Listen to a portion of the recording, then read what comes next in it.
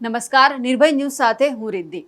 Weather અપડેટમાં આજે વાત કરવી છે કે હવામાન વિભાગે જે આગાહી કરી છે એક અઠવાડિયા દરમિયાન સાર્વત્રિક વરસાદની, તેમને લઈને આજે કયા જિલ્લામાં વરસાદ પડવાનો છે, કયા જિલ્લામાં ભારેથી અતિ ભારે વરસાદની આગાહી કરવામાં આવી છે તેની પણ વાત કરવી છે। આ સાથે જ એવા કયા જિલ્લા છે કે જ્યાં હળવાથી મધ્યમ વરસાદની આગાહી કરવામાં આવી છે અને બીજા એવા કયા જિલ્લા છે કે જ્યાં મધ્યમથી ભારે વરસાદની આગાહી કરવામાં આવી છે। આ સાથે જોવાણી લાયક વરસાદ થઈ રહ્યો છે, તો સૌથી વધારે અત્યારે કયા જિલ્લામાં વરસાદ પડી રહ્યો છે, ગઈકાલે કઈ જે જિલ્લા છે તેમાં વરસાદ પડ્યો હતો, એમની સાથે કેવા એટલા તાલુકા છે કે જ્યાં ગઈકાલે પણ વરસાદ નોંધાયો હતો, કઈ જગ્યા પર એનડીઆરએફની ટીમને તૈનાત કરવામાં આવી છે, કારણ કે હવે ધીમે ધીમે ગુજરાતમાં ચોમાસું જામી રહ્યું છે। પહેલા વિંડીના માધ્યમથી આપણે સમજી લઈએ કે અત્યારે ચોમાસાની ગુજરાતમાં શું સ્થિતિ છે। ગુજરાતની અંદર જે એક સાયક્લોનિક સર્ક્યુલેશન અસર થવા પામ્યું હતું, તેમને લઈને આપણે જોઈ શકાય છે કે ગુજરાતમાં પણ અત્યારે વરસાદી માહોલ દેખાઈ રહ્યો છે। આ સાથે જ આખા દેશની અંદર વરસાદી માહોલ જોવા મળી રહ્યો છે। આ એ દ્રશ્ય છે કે આખા ગુજરાતની અંદર અને એમની સાથે આખા દેશમાં વરસાદ જોવા મળી રહ્યો છે। કેરળથી લઈને આપણે કર્ણાટક, મહારાષ્ટ્ર, મધ્યપ્રદેશ, રાજસ્થાનના અમુક ભાગો છે, હિમાલયના અમુક ભાગો છે, આ સાથે જ આસામ, બિહાર, પશ્ચિમ બંગાળના જે અમુક ભાગો છે તેમાં પણ વરસાદી માહોલ જોવા મળી રહ્યો છે। અત્યારે આખા દેશની અંદર આપણે વાત કરી રહ્યા છીએ, સમગ્ર દેશની અંદર અત્યારે છૂટાછવાયા વિસ્તારોમાં વરસાદ પડી રહ્યો છે। બધી જગ્યા પર વરસાદ નોંધાઈ રહ્યો છે, પરંતુ કોઈ એક એવો વિસ્તાર નથી કે જે બાકી રહેવામાં આવ્યો હોય, કારણ કે ધીમે ધીમે ચોમાસું હવે જામી રહ્યું છે। મેઘરાજા છે તે ધમાકેદાર બેટિંગ કરી રહ્યા છે। આ સાથે જ ગુજરાતની અંદર આપણે વાત કરવાની છે। ગુજરાતની અંદર અત્યારે ચોમાસાની શું સ્થિતિ છે તે પહેલા આપણે જાણી લઈએ કે 1 જૂનથી જે ચોમાસું ગુજરાતની અંદર આવ્યું હતું તેમને લઈને હવે જે હવામાન વિભાગે આગાહી કરી છે તેમાં ચોમાસાની ગુજરાતની અંદર શું સ્થિતિ છે। કેરળમાં જે ચોમાસું ઉપર આવ્યું, નૈઋત્યનું ચોમાસું જે ધીમે ધીમે ઉપર આવી રહ્યું છે, તેમાં કેરળ, કર્ણાટક, મહારાષ્ટ્ર, મધ્યપ્રદેશ, રાજસ્થાન અને ગુજરાતની અંદર અત્યારે આપણને વરસાદ દેખાઈ રહ્યો છે। આ સાથે જે હિમાલયના વિસ્તારો છે તેમાં પણ આપણને વરસાદ દેખાઈ રહ્યો છે। પૂર્વના જે ભાગ છે, પશ્ચિમ બંગાળની ખાડી છે, એ આજુબાજુના બિહારના, આસામના વિસ્તારોમાં પણ આપણને વરસાદ દેખાઈ રહ્યો છે। સમગ્ર ગુજરાતની અંદર આજ આખા એટલે કે આજે 30 જૂન છે, 30 જૂનની અંદર સમગ્ર ગુજરાતની અંદર વરસાદ પડવાની હવામાન વિભાગે આગાહી કરી છે અને હવે જે ચોમાસું છે તે ગુજરાતને આખાઈને આવરી લીધું છે।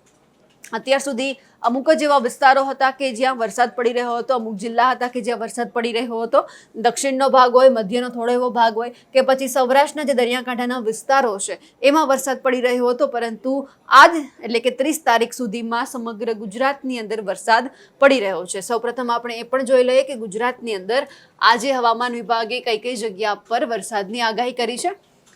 સૌથી પહેલા એ વાત કરી લઈએ કે હવામાન વિભાગે કઈ જગ્યા પર ગાજવીજ સાથે હળવાથી મધ્યમ વરસાદની આગાહી કરી છે। આ હવામાન વિભાગની આગાહી છે ગાજવીજ સાથે હળવાથી મધ્યમ વરસાદની, જેમની અંદર મોસ્ટ ઓફલી જે ભાગ છે એ ઉત્તરથી લઈને દક્ષિણ સુધીનો ભાગ આવે છે। ઉત્તર ગુજરાત, મધ્ય ગુજરાત અને દક્ષિણ ગુજરાત, આ વિસ્તારમાં ગાજવીજ સાથે હળવાથી મધ્યમ વરસાદની આગાહી કરવામાં આવી છે। પહેલા આપણે ઉત્તરથી વાત કરીએ। બનાસકાંઠાનો એ ભાગ છે, પાટણનો એ ભાગ છે, મહેસાણા, સાબરકાંઠા, ગાંધીનગર, અમદાવાદ, અરવલ્લી, ખેડા, મહીસાગર, આણંદ, પંચમહાલ, દાહોદ, આ એ વિસ્તારો છે કે જ્યાં વરસાદ પડી રહ્યો છે। વરસાદની શરૂઆત થઈ ત્યારે વરસાદે સૌપ્રથમ દક્ષિણ ગુજરાતને ધમરોડવાનું ચાલુ કર્યું હતું, એ પછી હવે મધ્ય ગુજરાતનો વારો આવ્યો છે। મધ્ય ગુજરાતની અંદર ગઈકાલે પણ અમદાવાદમાં જે સવારથી વાદળછાયું વાતાવરણ છવાયું હતું અને વરસાદ પડ્યો હતો, તે બાદ પણ આજે પણ અમદાવાદમાં ભારેથી ભારે વરસાદની આગાહી કરવામાં આવી છે। પૂર્વ વિસ્તારમાં, પશ્ચિમ વિસ્તારમાં પણ વરસાદની આગાહી કરવામાં આવી છે। ગાંધીનગરમાં પણ વરસાદની આગાહી કરવામાં આવી છે। હવે આપણે વાત કરવી છે વડોદરા અને છોટાઉદેપુરની। આ જગ્યા પર પણ મધ્યમથી ભારે વરસાદની જે આગાહી કરવામાં આવી છે, હળવા વરસાદની આગાહી કરવામાં આવી છે અમુક વિસ્તારોમાં, તેમાં પણ વરસાદ પડી રહ્યો છે। હવે વારો છે દક્ષિણ ગુજરાતનો। દક્ષિણ ગુજરાતનું તો 11 જૂનથી જે ચોમાસું ગુજરાતની અંદર આવ્યું તે દક્ષિણ ગુજરાતને ધમરોડી રહ્યું છે। દમણ, વલસાડ, દાદરા નગર હવેલી, નવસારી, ડાંગ, તાપી, સુરત, ભરૂચ અને નર્મદા, આ વિસ્તારોમાં પણ હવામાન વિભાગે આગાહી કરી છે, પરંતુ હળવાથી મધ્યમ વરસાદની આગાહી કરવામાં આવી છે। હવે એ જાણી લઈએ કે એવા કયા વિસ્તાર છે કે જ્યાં ગાજવીજ સાથે હળવાથી મધ્યમ વરસાદની આગાહી કરવામાં આવી છે, જેમની અંદર કચ્છ અને આખા સૌરાષ્ટ્રનો સમાવેશ થાય છે। સૌરાષ્ટ્રના બધા જિલ્લાઓ, એમની સાથે કચ્છનો પણ હળવાથી મધ્યમ વરસાદની અંદર સમાવેશ થાય છે. કચ્છમાં મોસ્ટ ઓફલી ચોમાસું ઉપર આવી ગયું છે. અમુક જે ઉત્તરનો થોડો એવો ભાગ વધશે તેમાં પણ આજે વરસાદ આવવાનો છે. એટલે કે 30 જૂન સુધીમાં જે હવામાન વિભાગે આગાહી કરી હતી કે સમગ્ર ગુજરાતની અંદર ચોમાસું આવી જવાનું છે, તે મુજબ બધા જ જિલ્લામાં વરસાદ ધીમી ધારે પડી રહ્યો છે. આ સાથે જ દેવભૂમિ દ્વારકા, પોરબંદર, જુનાગઢ, ગીર સોમનાથ, અમરેલી, ભાવનગર, દરિયાકાંઠાના જે વિસ્તારો છે તેમાં પણ હળવાથી મધ્યમ વરસાદની આગાહી કરવામાં આવી છે. આ સાથે જ આ જગ્યા પર દરિયાઈ વિસ્તાર છે, એટલે કે દરિયાની અંદર 40 થી 50 એનાથી પણ વધારે કિલોમીટરની ઝડપે પવન ફૂંકાવાની શક્યતા વ્યક્ત કરવામાં આવી છે. એમની સાથે ઘણા બધા જે વિસ્તારો કે જ્યાં રેડ એલર્ટ આપવામાં આવ્યું હતું, એ જગ્યા પર એનડીઆરએફની ટીમને પણ તૈનાત કરી દેવામાં આવી છે.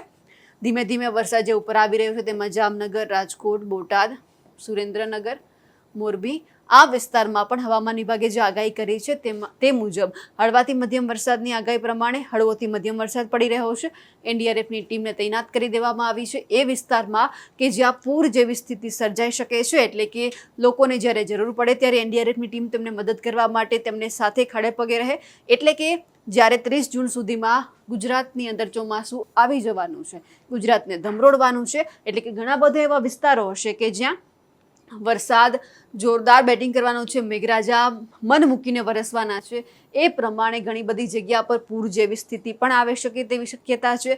ઘણી બધી જાનહાનિ કે માનહાનિ થાય તેવી પણ શક્યતા છે. એમના કારણે હવામાન વિભાગે અગાઉથી જ એનડીઆરએફની ટીમને તૈનાત કરી દીધી છે. આ સાથે દરિયાઈ ખેડૂતો હોય તેમને પણ દરિયામાં ન જવા દેવાની સૂચના આપવામાં આવી છે. લોકોને અગાઉથી જ સૂચન કરવામાં આવ્યું છે કે જ્યાં વિસ્તાર છે કે ત્યાં તેઓએ ન જવું જોઈએ, કારણ કે પવન પણ સારી રીતે ફૂંકાઈ રહ્યો છે. 40 થી 45 કિલોમીટરની ઝડપે પવન ફૂંકાઈ રહ્યો છે અને દરિયામાં કરંટ પણ ઉદ્ભવી રહ્યો છે.